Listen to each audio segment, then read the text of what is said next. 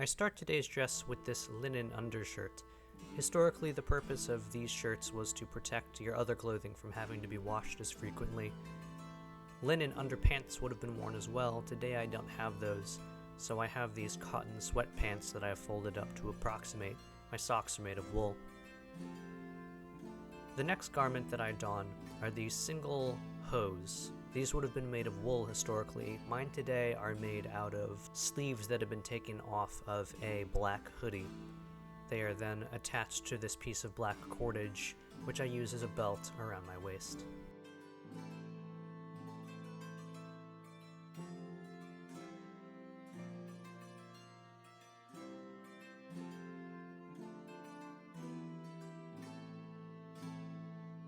After my hose, the next garment are these woolen leg wraps. These ones here are made from wool that I again got off of Amazon, and then I just hand stitched around the edges to prevent them from fraying.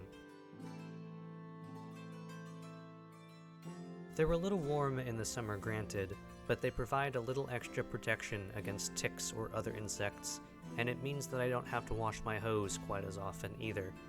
So the heat is worth the little extra sacrifice, I think. There are brooches that are marketed at the correct size to attach leg wraps like these. I find tucking them in works just fine, especially as my boots keep them held in place.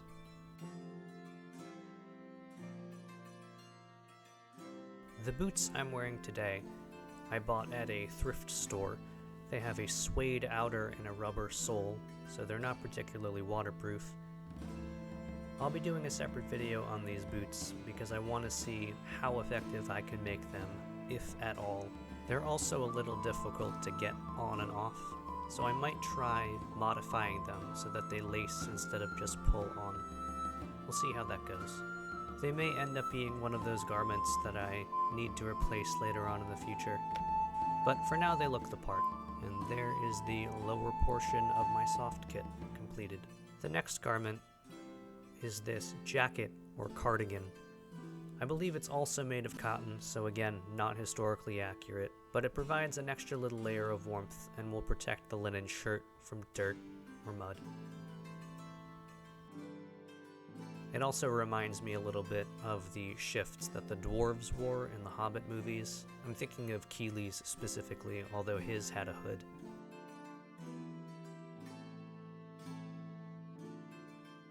Over this piece goes the iconic Ranger jerkin. Aragorn's in the movies made out of leather, but mine today is made of this green faux suede and would provide absolutely no protection against a sword cut. The inner side here is lined with this gray linen.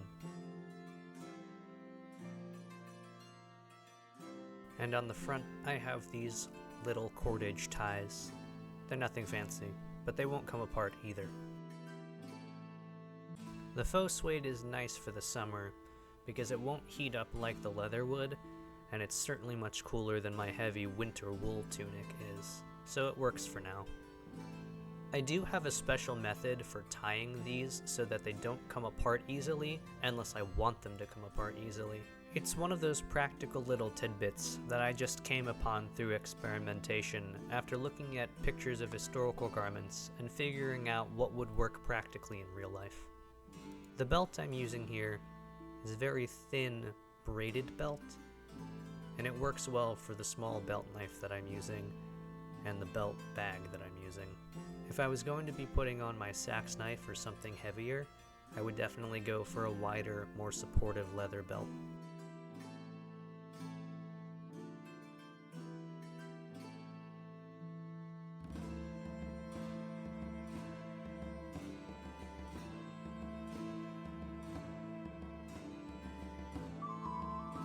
In the movies, Aragorn also has leather bracers, which he got from Boromir. There are lots of different methods for attaching bracers. Some have buckles, mine today have laces. I actually generally never wore them up until very recently, because I couldn't figure out how to put them on by myself and then tie them single-handed, especially for the bracer on my right side. And Rangers being loners, it's very important to be able to don your own armor.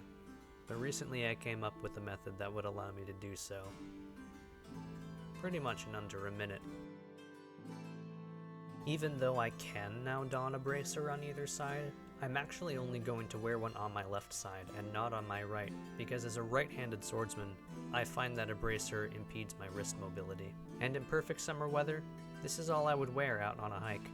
I also have the secondary option in case it's terribly hot and I don't want to wear the cardigan. You forgot your bracer. There you go. But I find that the green linen shirt provides a bit more camouflage than the white one, and it looks just as good. It's also a bit more in keeping with Aragorn's shirt from the movies. I think his is gray.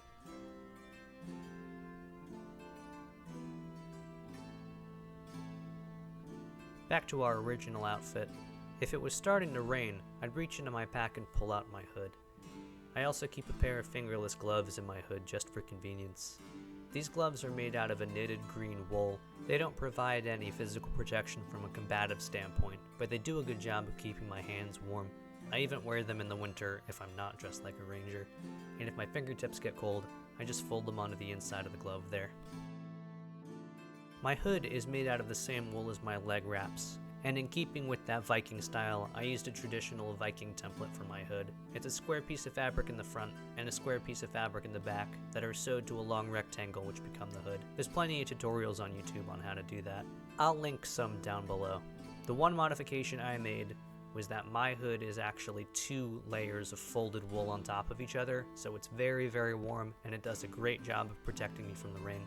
That being said, if it's raining particularly hard, or it gets super cold at night, I have my cloak as well. This cloak is hoodless because I'm already wearing a separate hood. Tolkien also talks about the dwarves having separate hoods in The Hobbit, though I do have another cloak that has a hood attached, but I find that one to be less practical because of its long length, even though it looks more like what they use in the movies.